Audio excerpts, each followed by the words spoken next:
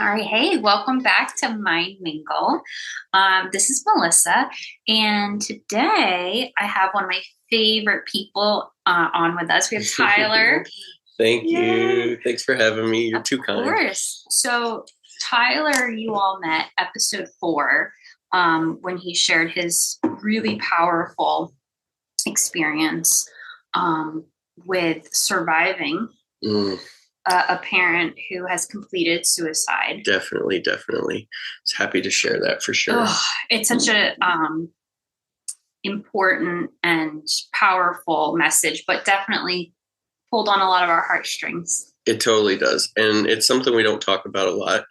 And I think also, though, again, there were something that I kind of brought to the surface in that is, obviously, people don't complete suicide because their marriages are just terrible. That's just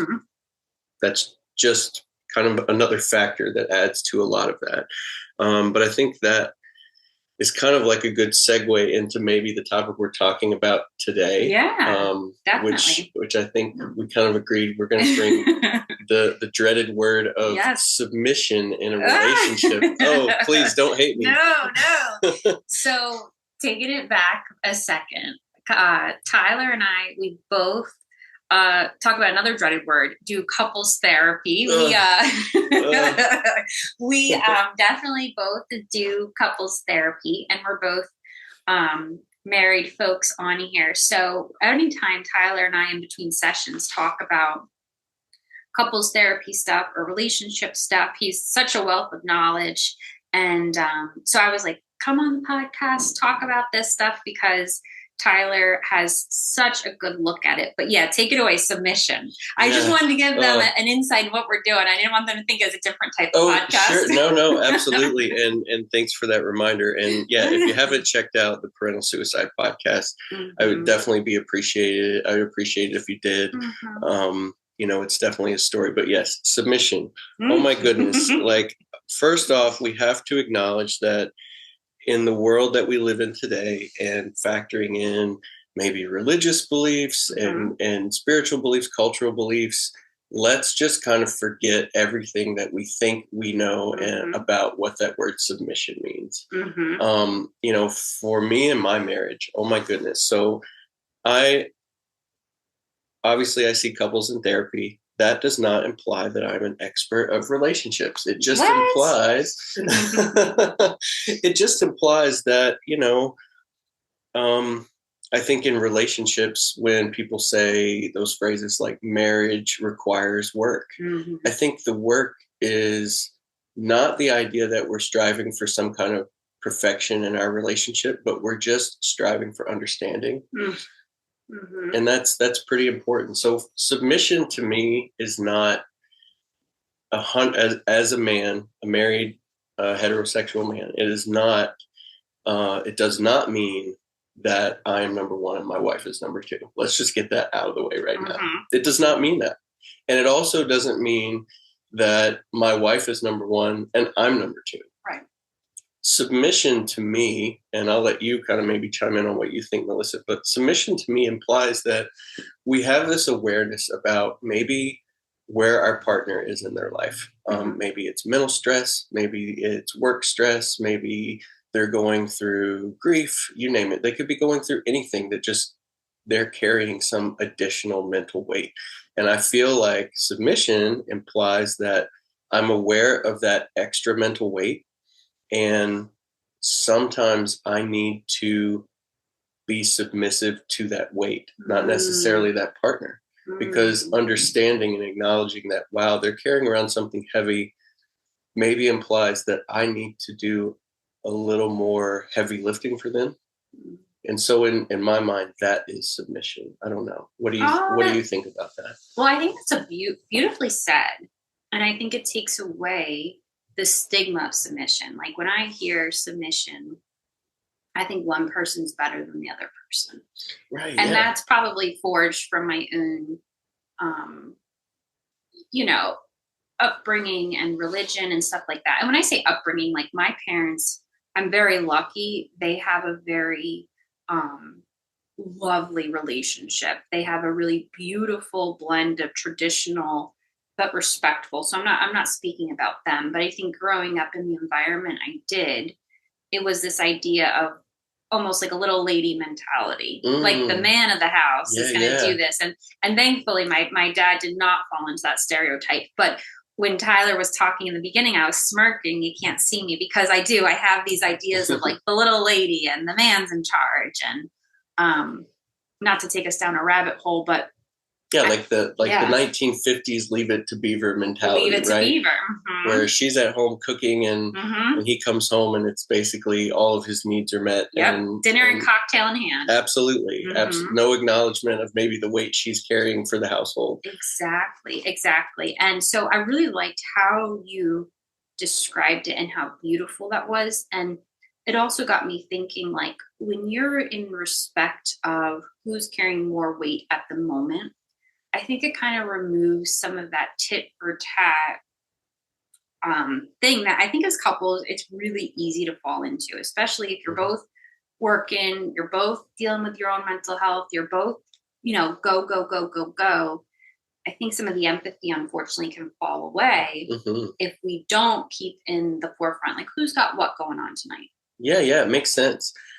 Kind of like, a topic that's kind of been showing up in some of my couple sessions is the idea that like both partners are kind of keeping this unspoken score, right? Like, well, I didn't take care of X, Y, and Z today because my mental weight was this.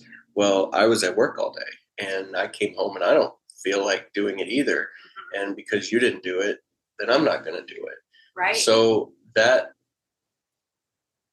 someone has to submit. Someone has to give a little. To keep the life going, to keep things flowing. So, if it's hard for any of you listening to this to think of yourself submitting to a person, maybe what we're actually saying is we're submitting to the awareness of the weight that our partner is carrying. Maybe that's what we're talking about. I'm not sure. I like that. And I guess I'm curious your thoughts, and I can give my thoughts too. Like when we do fall into that scoreboard mentality, like what do you feel like the couple is really saying? So if I'm holding a scoreboard against my husband, like, and you were our therapist, like what would you think I really needed him to hear? Because it's never about the surface level things, right? It's never the fight about the grocery store, the laundry. It's usually deeper than that. Right, absolutely. I think really, like, at least in my own experience, in my own marriage, most of the time when scores are being kept, in my professional and personal opinion, I think it's because maybe our partner is not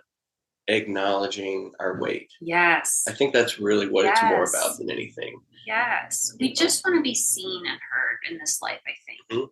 And I really, I know for me, I'm definitely the more impulsive one in our marriage, and my husband's more slow and methodical. And I think together it's a nice blend, because if it was just me, there would be chaos. And I think if there was just him, he'd have really wonderful plans, but they would take 3 years to execute, right? So it hits so home with me too. Absolutely. So you need that blend. But I even think like a really baby example of that submission is I am a go, go, go. So when I come home, I probably am like a little hurricane. Like I want to start dinner. I want to start the dishwasher. I want to start the laundry, and I want to start 3 conversations with him. That is going to stress him out. Absolutely. I think from a male perspective, in my relationship, I am definitely the internalizer. And for many reasons, I've developed that coping mechanism. But what I've recognized is the idea in a relationship is not that we want our partner to change who they are. No one's going to take that hurricane out of you. And just like my wife is fairly high energy and she's a go-getter. But my responsibility to the relationship is kind of communicating where I am and what I can do. Right. So I kind of have this thing that I've tried to implement in my own relationship, which is I call it like the thumbs up, thumbs down rule. So let's just say I've had a long day at work. I know my wife she's the breadwinner of open communication, and not that she forces that, but that's who she is by nature. So instead of just kind of giving her exactly what she needs, which is engaging in a conversation when I'm not ready, I've kind of said, hey, when I come home and walk through the door, I'm trying to be mindful of where I'm at so that I can show up and be the person you need me to be. So in order to do that, if I give you a thumbs up as soon as I walk in the door, that's kind of a cue. Hey, you know what? Hammer me with what you got. I'm available. I'm ready to engage. If you get a thumbs down, that's not to be taken personally. That is just a little signal that says, hey, I need like 30 minutes of decompression before I can show up and meet those needs. Totally. And that is like the beautiful window of submission, right? Mm-hmm. And when you can, say it's your wife, like, okay, it's not personal, but I can wait that 30 minutes and then we can have a much more enriching, intimately connected conversation. That's going to feel supportive for both of you. Whereas if you grit your teeth and just kind of take on the hurricane, to use my phrase, you're really probably not inputting as much as she would like. And she's probably going to feel a little bit of that distance, right? Yep. She's going to notice, and she has noticed before we had this kind of conversation with some rules in place, some boundaries in place, is, the first thing I think for some of us who get overwhelmed and maybe aren't in the position to communicate, maybe the first thing our partner notices about us is that we're just not as engaged as they would like us to be. And of course, that hits really personal sometimes without any kind of like understanding. But that's kind of a way that we can, tackle that at the head at the start of things, is just to set our intentions and help each of our partners have an understanding of where we are, so that it can avoid that whole taking things personal. Totally. And I mean, Tyler and I are both therapists, which, to his point earlier, does not mean we're the expert in communication or anything like that. But because we're kind of in this work all day, every day, our offices are next door to each other. And I'll notice one of us will poke our head in and be like, hey, do you have a minute? Or like, hey, do you have capacity? Or, hey, like, am I interrupting something? And even just that little question, I think, is a really lovely skill to translate into other aspects in our life. Because if I poke my head in and I'm talking to Tyler and I don't ask if he has capacity and he's typing notes because he's got 3 minutes in between sessions, I could personalize that when it's not personal whatsoever. But I could make up stories in my head that we're not buddies and he doesn't want to talk and he doesn't care. And none of that is probably true. I just didn't say like, hey, do you have a second? And 9.9 times out of 10, he's like, yep. But you know what? If he has 2 minutes and he has to go to the bathroom, go do that. Like, my conversation can wait. Sure. But just that permission and submission, I'm submitting to, do you have the capacity? Yes or no? Yeah. Is a really beautiful place to start if you don't know how to kind of incorporate this into your everyday life. Absolutely. And, that brings up a good point. I would kind of, this week in my own relationship has been a really big dynamic struggle.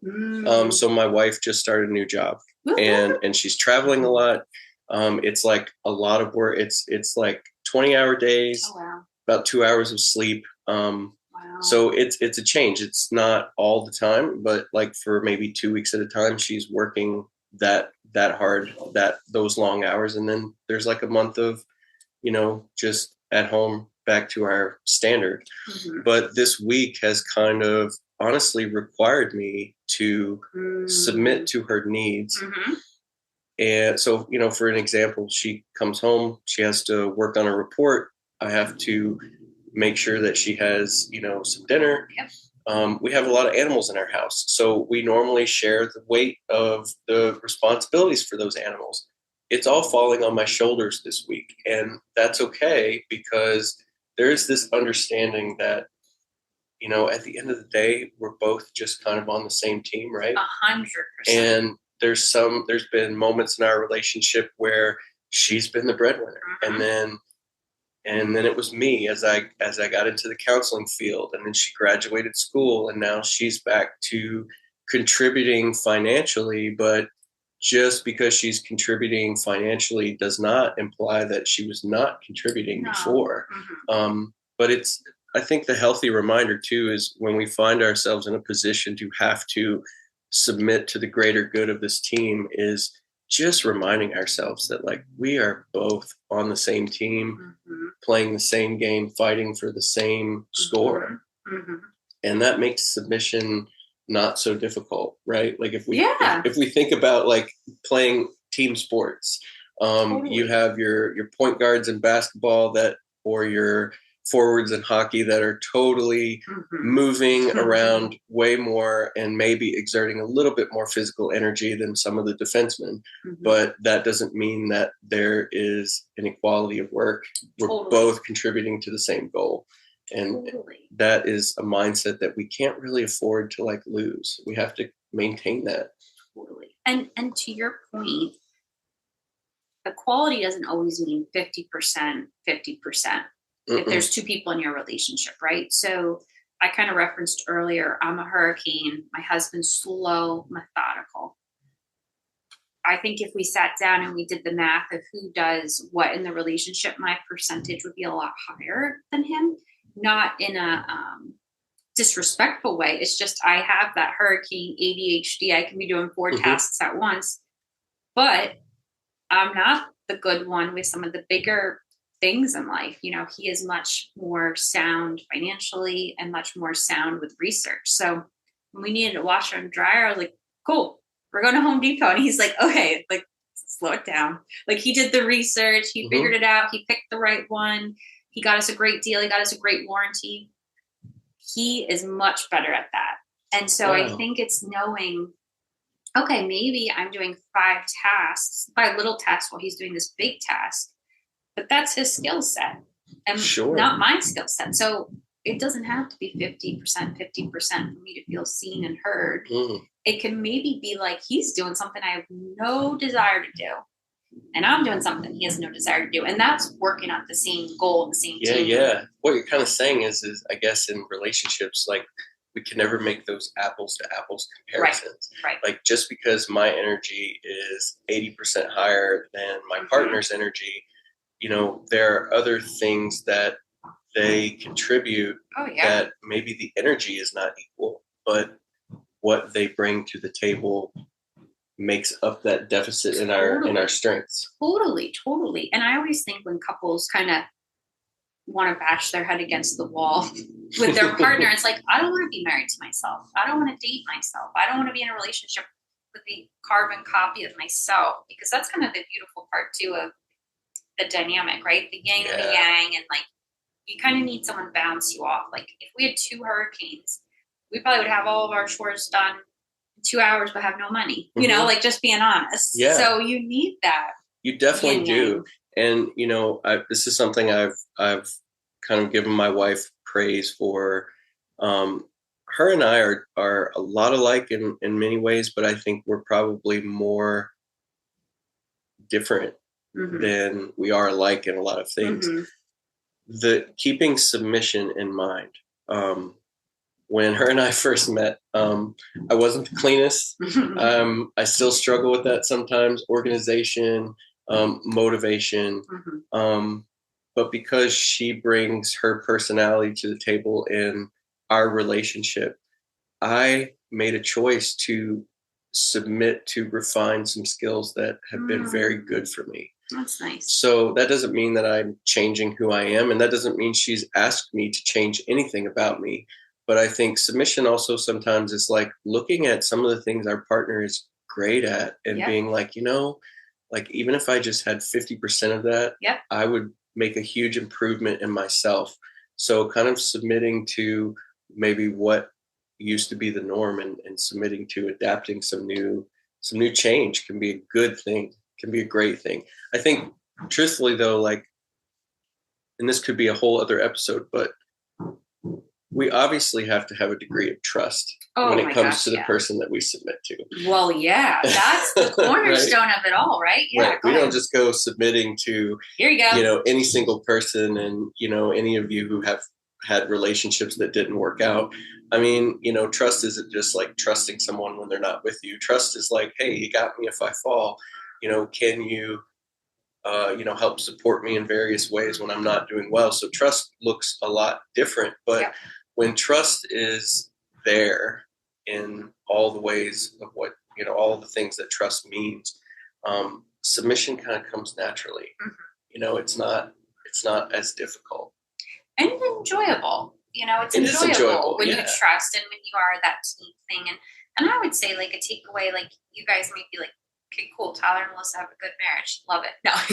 But, I mean, yes. But also, like, it takes time and work to get there and constant work. I don't think once you submit once, the box is checked. It's a continuous effort. It is. And I think, my takeaway for people who are like, that's great for Tyler and Melissa, that's not where I'm at, is I would look at what's really like grinding my gears. And that's the thing to kind of go deeper with. So if, I feel like my husband doesn't understand me or doesn't see me and he doesn't respect all the work I'm doing, I would ask you to go deeper and look at, okay, do I feel like I'm not being respected, or do I not feel like I'm being valued, or do I not feel like he or she or they see me?